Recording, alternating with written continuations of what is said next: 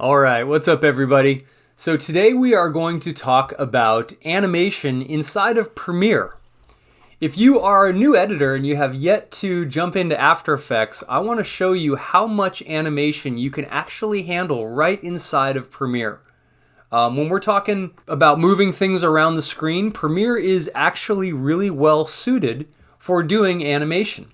So let's take a look at a quick intro I put together for a class that I will be creating over the course of the next couple of weeks in macro photography.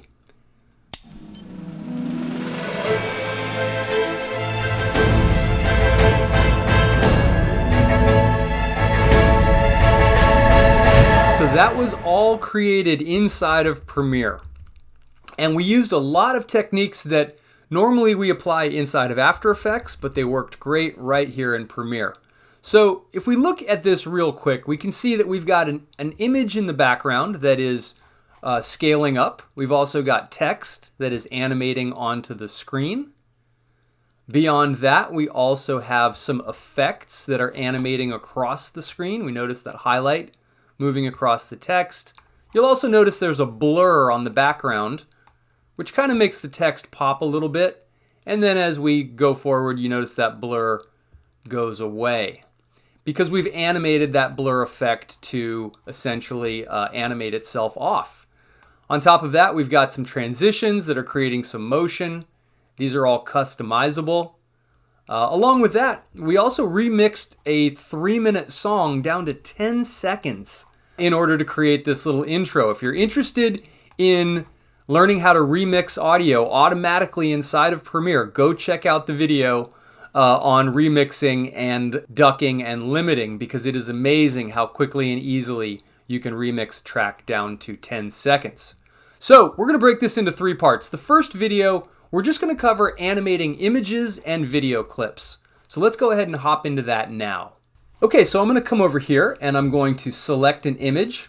And once I've found an image I like, I'm going to go ahead and right click on it and choose New Sequence from Clip. And that'll take this image and drop it into a sequence that matches the size of the image. So let's go ahead and take a look at the controls for animating images or video clips. And to do that, we need to double click on the image and go up to our effects control window. Now, every clip has its own dedicated effects control window. If you don't see this option up here in your source window, just go to Windows and choose Effects Control. So the Effects Control window is broken into 3 sections. One section for motion, one for opacity, and one for time remapping.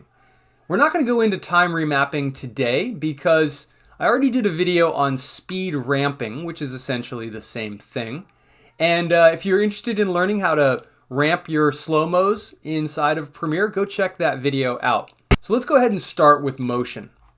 You'll see that this window is broken into 5 sections: position, scale, rotation, anchor point, and anti-flicker filter. Now, we're not going to talk about anti-flicker filter today. Essentially what that is a tool to try to remove flicker from LED lights. Sometimes filming a computer screen, you'll see the refresh happening and that creates a flicker. And the anti-flicker filter can help in those situations, but to be honest, I have yet to see it work 100%. At least in my experience trying to take out flickering LED lights, I've never had 100% success with the anti-flicker filter, although it does help. But really what I want to talk about today are just the top 4, because those are the ones that control the movement of anything on your screen. So if we go to position, you'll notice that's broken into the X and the Y value. If I click on these blue numbers and hold my mouse down, I can drag the image much in the same way as if I was using a slider. If I go over to this value, the Y value, it's going to take me up or down. And that is your position controls. Now, the nice thing is if I move it around and I decide I want it back where it started, this control right here, this reset parameter control, will put it right back in the middle. I use this reset parameter control all the time. It really does speed up my workflow. The next thing we'll see is the scale control, and we can simply click and drag that to scale up our image or drag it the opposite direction to scale it down. One interesting thing about the scale control is that if I look right beneath it, you'll see scale width is grayed out. And that's because this uniform scale box is checked.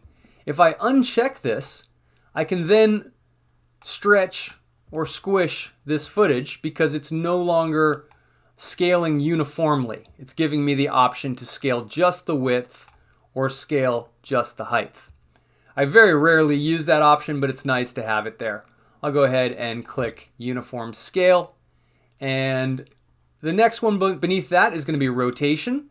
And this is broken into tenths of a degree. So you can click and drag and rotate your image. I'll reset that and reset the scale. And the final one is Anchor Point. Now let's talk about Anchor Point for just a second. So Anchor Point it's not actually a tool for creating movement. It's a tool for controlling movement. And you might be able to see right here in the middle of my screen, there's a little what looks like a crosshair. And if I click and drag these values, you'll see that what it's doing is it's moving the image in relation to the anchor point. Now, if I put the anchor point over here on the end, and I then go to rotation, you'll see that it's now rotating around that point. If I go to scale, it's going to scale or shrink from that point. So that's what anchor point does. Now you also might notice there's a blue bounding box around our clip here. Let's go ahead and reset its position and reset its rotation, and I'll keep it scaled down. All right, so this blue box around our shape actually works as a tool to move the image. We can adjust its position by clicking and grabbing. We can put our mouse on these control points and scale up or scale down. We can also put our mouse just outside the control point and rotate right on the screen. I'll be honest, I almost never use those controls. The only control that I like using on screen is this anchor point control. You'll notice that when you use it on the screen, it allows you to put the anchor point wherever you want it, which 9 times out of 10 is what I want to do. Very rarely am I looking to move the image in relation to the anchor point, which is how you have to do it if you're using the numbers over here on the effect control window.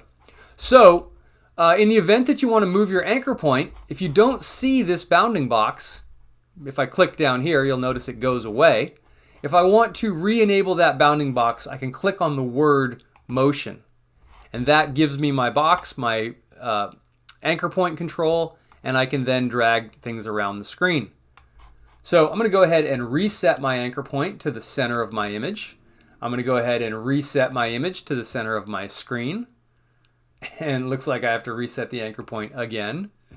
And then we'll reset the rotation and scale as well. So those are the 4 parameters: position, scale, rotation, and anchor point that we have to work with.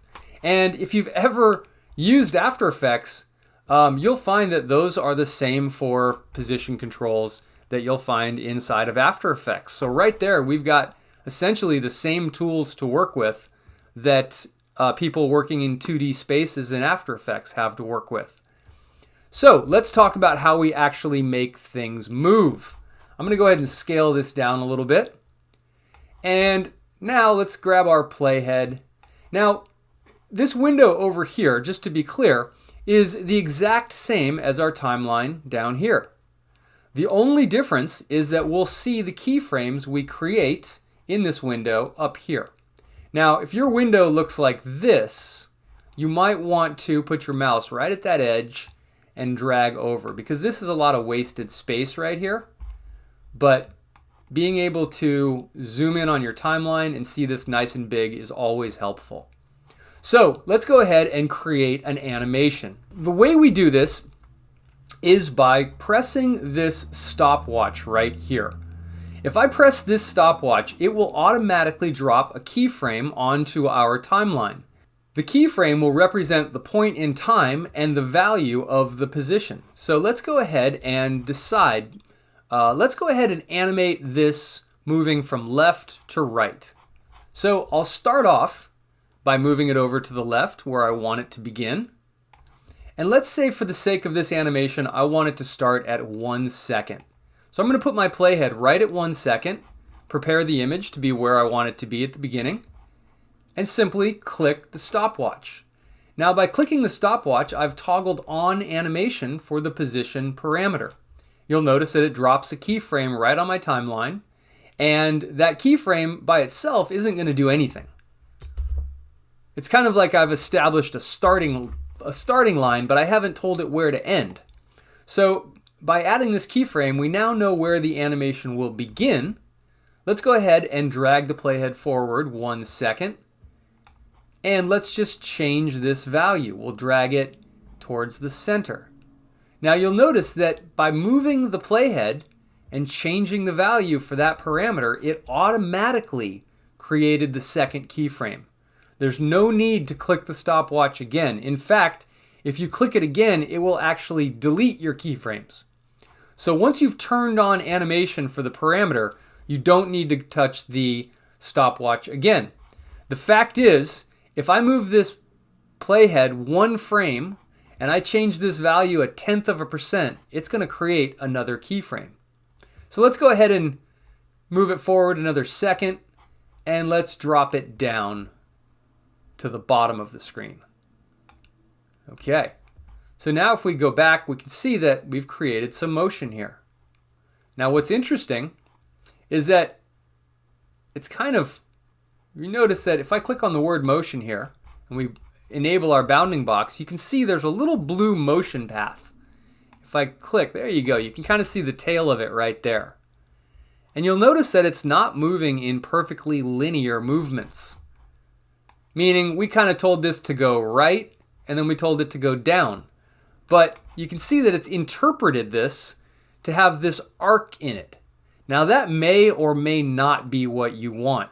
In this case, I just wanted it to go to the right and drop down.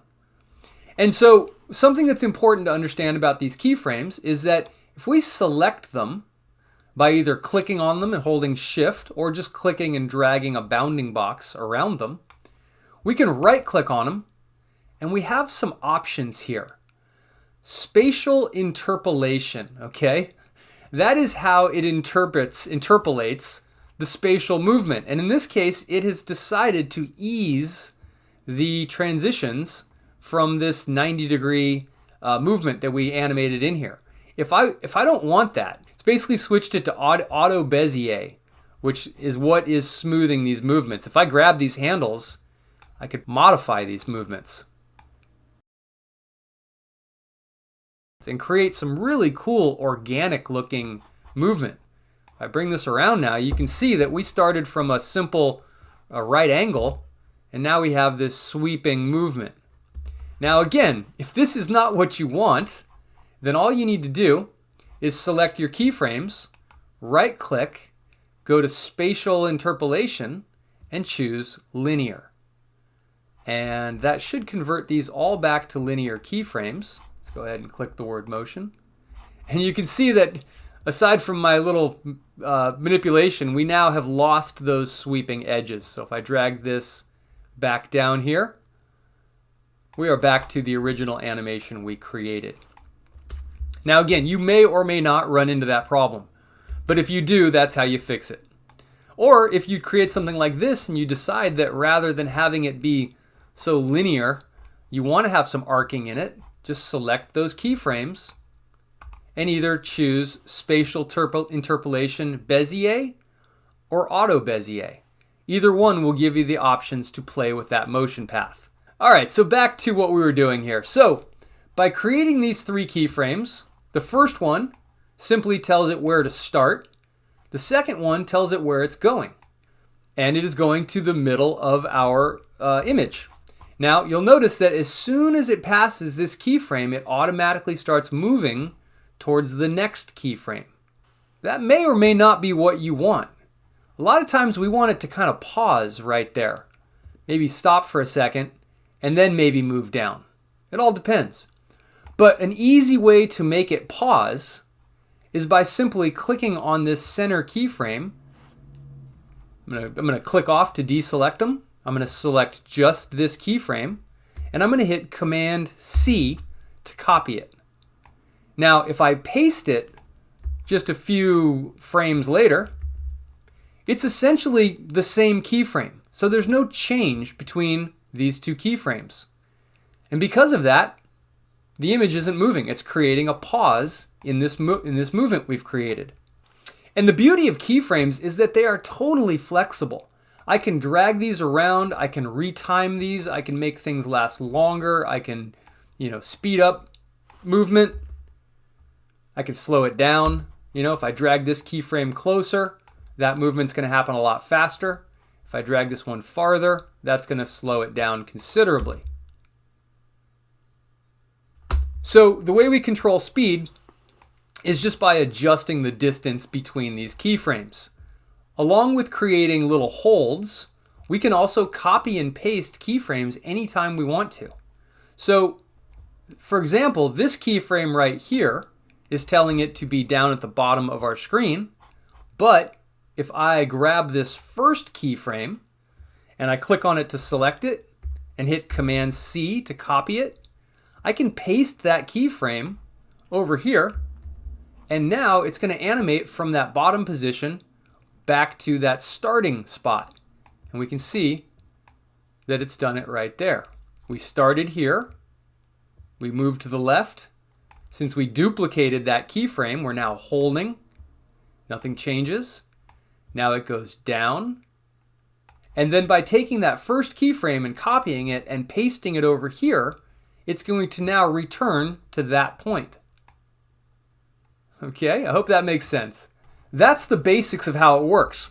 So let's go ahead and take a look at some different situations that we might run into. There's a documentarian named Ken Burns who has sort of gotten credit for this effect. I don't know that he was necessarily the first to use it, but he was definitely one of the most prolific. So let's go ahead and create a new sequence from this image right here. And what we're going to do with this image is we're going to do a little bit of what we call sort of post-production camera movement. So if I grab this image and I go up to my effects controls and I scale it up and I decide to center these two ladies right here. Okay, we'll bring it down just a little bit. Let's see. If we have that framed up, that makes a nice photo. It's a nice two-shot. But we can actually use keyframes to kind of specifically jump around an image. What I mean by that is, let's start with the image centered. So we could start off with the wide shot, and we could then essentially create a keyframe for position and scale. Now, when you create a keyframe right on the first frame, notice it only shows you half the keyframe because it's literally on the very first frame of this clip, which is normally how I like it. I don't like seeing a clip stopped and then all of a sudden start moving and then stop. It kind of draws attention to the fact that it's being animated. So if I decide that I want to start animating right from the very beginning, I need to go ahead and decide what parameters I want to animate and click the stopwatch for those parameters. In this image, I want to start with the wide shot. And then let's go to 1 second. And then let's zoom in on these two ladies down here. And we'll do that by scaling up. But notice how it's scaling right into the center. So I need to reposition the image. And I can do that by just grabbing these controls and repositioning it. And let's see, go right about there. We're probably zoomed in a little too much. Now, one of the coolest thing about keyframes is that you can reprogram them at any point in time. As long as your playhead is over the keyframe, I can see that 208 is too much scale. So I'll back it down to, I don't know, try right about there. And now I need to change the position because I'm seeing this empty area. So as long as I'm right over that keyframe, I can change the position value and it'll automatically update. Now, one thing you want to be careful of, if you are over here and you decide you want to put your mouse right there and reprogram your keyframes, it's very easy to be one frame off. And if I'm one frame off and I start making changes, it's going to generate a second keyframe. And if you're zoomed in, for, let's see, if you're working in a small window like this, you might not notice that you accidentally created that second keyframe. So what I recommend doing is, rather than dragging your playhead around when you want to reprogram a keyframe, I recommend using these arrows that will help you jump in between keyframes. These arrows right here. So if I decide I want to delete that keyframe, I can just select it and hit the delete key. Okay, so at this point, we have animated sort of a zoom in from the wide shot to that shot. Okay, so again, it's probably likely that you'll want to hold on that image for a second. So let's go ahead and create that hold by moving the playhead to 2 seconds. And we're just going to select those same keyframes, copy them, and paste them. Because again, if this keyframe is the same as that one, there won't be any change in between them. Notice nothing happens. So we've created this zoom in. We've created a hold. And now let's zoom to the lady that is photobombing in the back of the shot up here. So at this point, again, it's just about kind of working the controls to get where you want to be in frame. And in this case, we can go right about there. Now, if I want to zoom in a little bit more to maybe get her head out of the shot, I could adjust the scale it up a little bit, slide it down a little more, and there we go. Okay, so if we were telling the story about how this lady snuck up and jumped into the photo, we could, again, move the attention to her. And again, just like the other shot, chances are we'd want to hold that for a second or so. So I'm going to just copy these last keyframes, hit Command C, and then Command V to paste. And since there's no change in between, we don't see any movement. Now, let's go ahead and end this by going back to the wide shot. Now, since we started on the wide shot right here, we could literally copy and paste these keyframes and just put them at the end. And it would essentially get us back to this point. So there's really 2 ways to do this. Let's go ahead and grab those. Command C, grab those first keyframes and paste them right over here at 5 seconds. And you can see that it takes us back to that point. And since before that we were punched in on her, it takes us back to the wide shot. Now that's one way you could do it, or if we didn't do it that way, another way would just be to use the reset buttons. Because if I reset the position, it's going to take me to the center of the image. If I reset the scale, it's going to take me back to 100% scale. And essentially, and since it is moving and changing values, it does create keyframes so long as you move the playhead. So let's go ahead and take a look at what we created there. We zoom in, we hold, we pan over, and then we cut back. Okay? So now let's talk about something that normally we don't talk about inside of Premiere, but man, it is so cool that they have it.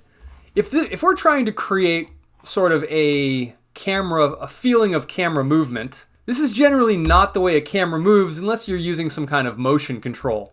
What I mean by that is these movements are very robotic. So we can smooth out all of these movements using what are called easing. So these are all linear keyframes. In fact, interestingly enough, we can actually see a graph of their movement.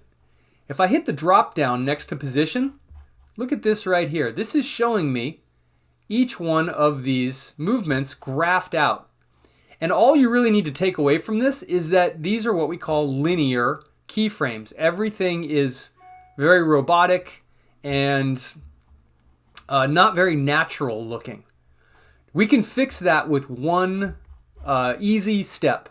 So let's go ahead and do that right now. What I'm going to do is I'm going to select all of these keyframes by just clicking and dragging a little box around them. And now I'm going to right click, and instead of going to spatial interpolation, I'm going to go to temporal interpolation. And you'll see that they're all set to linear. Now with one click, I'm going to press this ease in option right here. And you'll notice that it's going to change the look of all of our keyframes.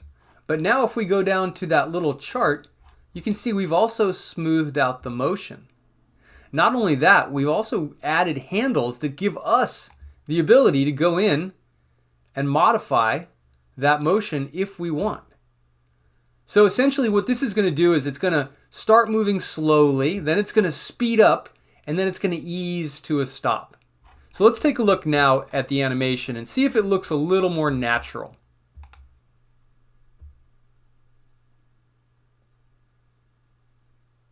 I definitely think there's a noticeable difference.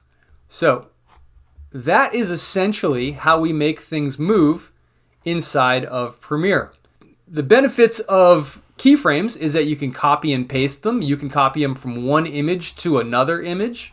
Let's go ahead and grab a video clip real quick, and we'll take just a quick look here at how we can animate this image. Now we've already got a lot of camera movement in here, so we probably wouldn't need too much animation, but from a photo standpoint applies to video as well. If we want to do a slow push and scale this up, we can drop a keyframe right at the beginning by hitting the stopwatch. We can then move our playhead to the end and increase that value. And it will make it feel as though we are zooming in on this church. Because we start at 100% and we end at about 140% zoom. And again, keyframes are flexible. If I decide I want that to happen quicker, I can move that keyframe back, and now we have a much faster zoom, which in conjunction with the actual camera rotation looks pretty cool.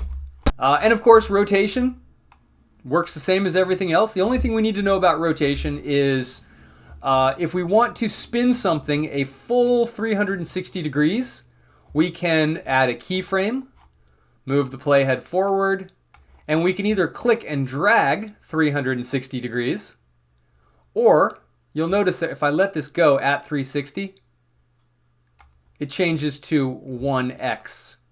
So you'll notice if I hit the space bar, there we go. We're rotating one full time.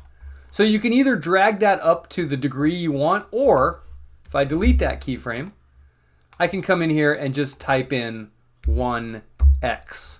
Hit return, and that will make it rotate one full rotation.